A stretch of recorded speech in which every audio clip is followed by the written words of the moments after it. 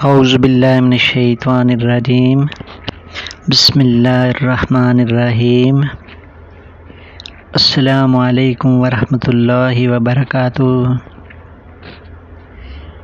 آج کا ہمارا موضوع ہے کہ نماز کو چھوڑنے والے کے ساتھ کیا معاملہ کیا جائے گا۔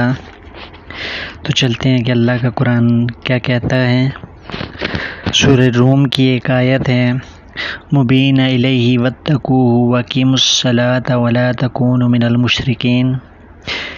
لوگو، اللہ کی طرف رجوع ہو کر اس سے ڈرتے رہو اور نماز قائم رکھو اور مشرکین میں سے نہ ہو جاؤ۔ نماز قائم رکھو اور مشرکین میں سے نہ ہو جاؤ، یعنی کہ نماز چھوڑنے والا مشرک ہو جاتا ہے۔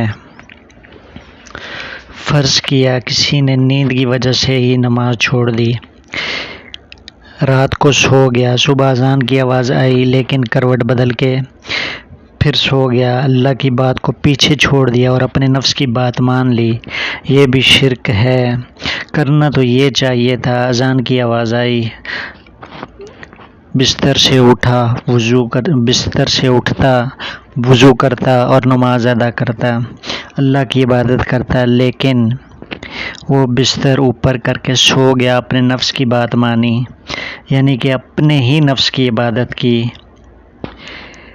اب آگے چلتے ہیں۔ سنن ابو داؤد کی حدیث ہے، جلد نمبر 1، حدیث نمبر 836۔ اللہ کے رسول صلی اللہ علیہ وآلہ وسلم فرماتے ہیں کہ قیامت والے دن سب سے پہلے نماز کا حساب ہوگا۔ تو بھائیو، سب سے پہلے نماز کے بارے میں پوچھا جائے گا تو ہم نے نماز کی پابندی نہ کی تو کیا جواب دیں گے؟ پہلے حساب میں ہی فیل ہو گئے تو باقی اعمال کا کیا ہوگا؟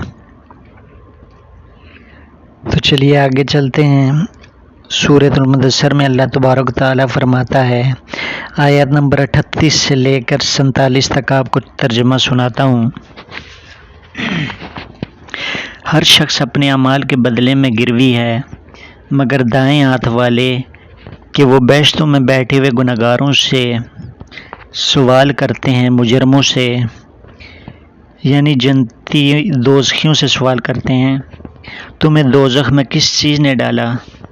وہ جواب دیں گے، ہم نمازی نہ تھے، نہ مسکینوں کو کھانا کھلاتے تھے، اور ہم بحث کرنے والے انکاریوں کا ساتھ دے کر بحث مباحثہ میں مشغول رہا کرتے تھے اور روز جزا کو جھٹلاتے تھے، یہاں تک کہ ہمیں موت آ گئی۔ تو میرے بھائیو، یہاں بھی دوزخیوں کی دوزخ میں جانے کی سب سے پہلی وجہ نماز ہی ہے، یعنی کہ وہ بے نمازی تھے، یعنی کہ وہ ان کا کہنا ہے کہ ہم نماز نہیں پڑھا کرتے تھے اور ہم اس نماز کو ایک معمولی سی عمل سمجھ کر چھوڑ دیتے ہیں۔ چلیے آگے چلتے ہیں۔ ایک اور حدیث ہے، صحیح بخاری کی، سمرہ بن جندب کی روایت ہے کہ میں نے دیکھا کہ ایک شخص بیٹھا ہوا تھا اور اس کے سر پہ ایک فرشتہ پتھر مار رہا تھا، اس کے سر کو کچل رہا تھا۔ میں نے پوچھا یہ کون ہے؟ تو مجھے بتایا گیا کہ یہ وہ شخص ہے جس نے قرآن تو پڑھا لیکن نماز کے وقت سویا رہتا تھا۔ اللہ اکبر۔ ایک اور حدیث ہے، حضور اکرم صلی اللہ علیہ وآلہ وسلم نے فرمایا، جس کی عصر کی نماز رہ جائے وہ ایسا ہے گویا کہ اس کی زندگی کا جو بھی مال تھا وہ ضائع ہو گیا اور اس کے خاندان کا ایک بچہ بھی نہیں رہا، سب مر گئے۔ تو میرے بھائیو، دنیا کے لحاظ سے سوچا جائے تو اگر کسی کے اہل و عیال بھی ختم ہو جائیں، مال بھی ختم ہو جائے، تو دنیاوی لحاظ سے اس کا اس نقصان سے بڑھ کر اور کوئی نقصان نہیں، اور یہ نقصان صرف عصر کی نماز نہ پڑھنے پہ ہے۔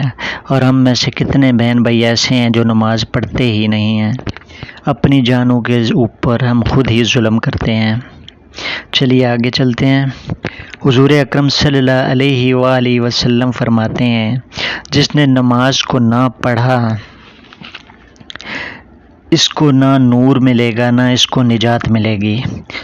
حضور اکرم صلی اللہ علیہ وسلم نے فرمایا کہ بے نمازی کو اللہ پاک فرعون کے ساتھ کھڑا کر دے گا، استغفر اللہ۔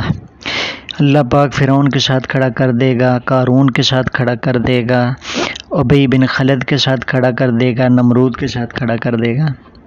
آپ سوچیں میرے بھائی بے نمازی کو اللہ اور حضور اکرم صلی اللہ علیہ وسلم کے دشمن کے ساتھ کھڑا کر دیا جائے گا، روح کہاں پھٹتی ہے، روح کہاں پھٹتی ہے یہ سوچتے ہوئے بھی ہمیں اللہ کے دشمنوں کے ساتھ کھڑا کر دیا جائے گا جن پر لعنتیں برس رہی ہوں گی۔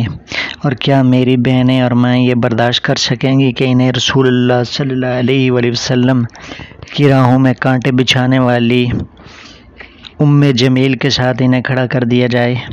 ایسا سوچتے ہوئے بھی روح کانپتی ہے۔ تو میرے بھائیوں، میری بہنوں، اللہ سے سچی توبہ کرو اور عہد کرو کہ آج کے بعد اللہ کے حکم سے کوئی بھی نماز نہیں چھوڑیں گے۔